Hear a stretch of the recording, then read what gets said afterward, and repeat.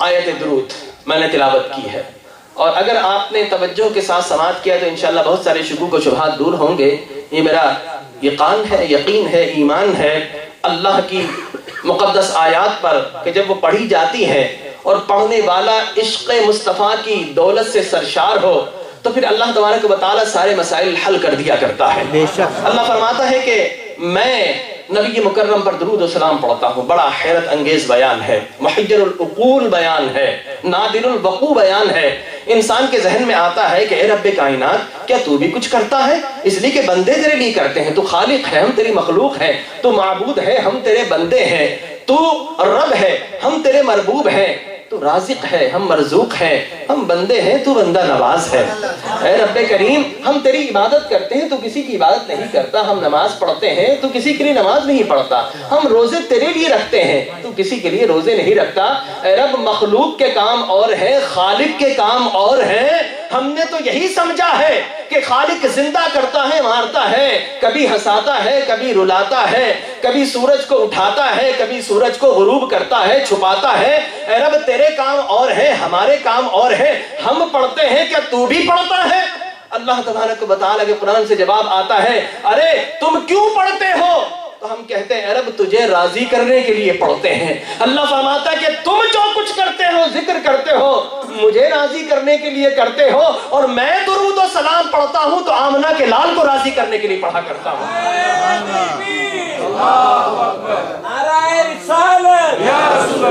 اے رب کریم، بات سمجھ میں آ گئی، تو درود پڑھتا ہے، لیکن ذہن میں یہ سوال پیدا ہوتا ہے کہ اے رب کریم کب سے پڑھ رہا ہے؟ اے رب کب سے پڑھ رہا ہے؟ تو اللہ تبارک و تعالیٰ یہ لفظ انا جملہ اسمیہ ہے عربی گرامر کے مطابق، اور جملہ اسمیہ وہ ہوتا ہے جس میں کوئی زمانہ نہیں ہوتا، نہ پاسٹ نہ پریزنٹ نہ فیوچر، کچھ نہیں ہوتا، بلکہ وہ ہر دور میں مؤثر ہوتا ہے۔ اے رب، تو کب سے پڑھ رہا ہے؟ جواب آتا ہے میں کب سے ہوں؟ اے رب، تو ہمیشہ سے ہے، تو ازلی ہے، میں کب تک رہوں گا؟ اے رب، تو ہمیشہ رہے گا، تو ابدی بھی ہے۔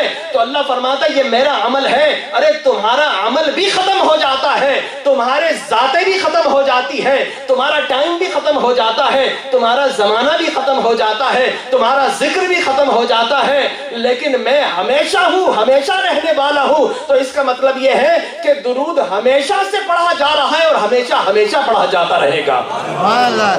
لہذا اللہ نے اپنی سنت بتا دی کہ تم سارا کام کرتے ہو کس کی سنت پر؟ رب، ہم نماز پڑھتے ہیں نبی کی سنت پر، زکوٰۃ دیتے ہیں نبی کی سنت پر، حج کرتے ہیں نبی کی سنت پر، جہاد و قتال کرتے ہیں نبی کی سنت پر۔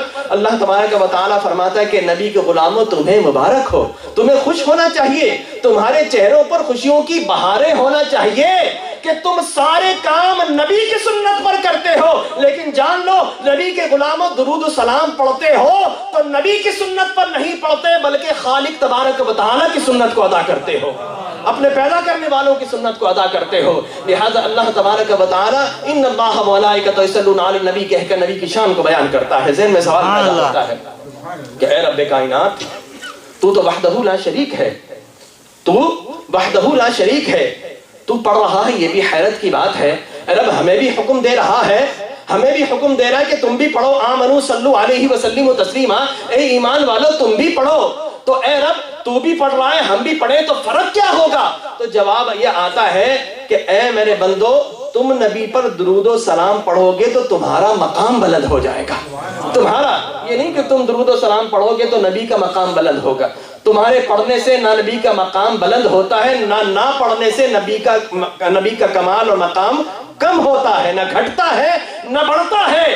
اے انسان، اے ایمان والے، اگر تو نبی پر درود و سلام پڑھے گا تو میں تیرا مقام بڑھا دیتا ہوں، اور جب میں نبی پر درود و سلام پڑھتا ہوں تو میں اپنے نبی کا مقام بڑھا دیا کرتا ہوں۔ لہذا معلوم ہو اللہ تبارک و تعالیٰ یہ چاہتا ہے کہ اے میرے نبی کے غلاموں، میں تمہیں ادنا نہیں رہنا چاہتا، تمہیں معمولی نہیں رکھنا چاہتا، تمہیں ادنا نہیں رکھنا چاہتا، اس لیے کہ تم میرے نبی کے غلام ہو، میرے نبی کے ماننے والے ہو۔